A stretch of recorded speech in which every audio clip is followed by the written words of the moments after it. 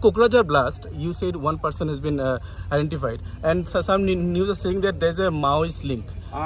There is a person in Kokrajhar who also operating from Jharkhand. Is there any Maoist link? And he has a Maoist link.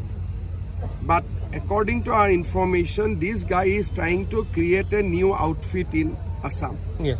But he has a very close link in Jharkhand. Jharkhand police is also after him.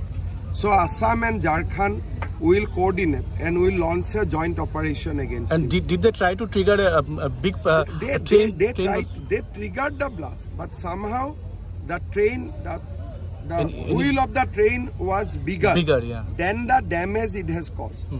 And 2 feet, yeah. they triggered the blast in a goods train.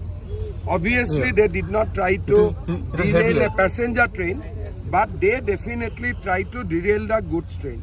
And train passes off, but that because they blasted the IED, it took away the rail 2 line feet, around 2 feet. around 2 feet, but wheel was bigger than that. Huh? So it did not affect it. Otherwise, it would have been But a big disaster. If it was passenger, it would have been big disaster. It would have been bigger disaster. So that was the plan.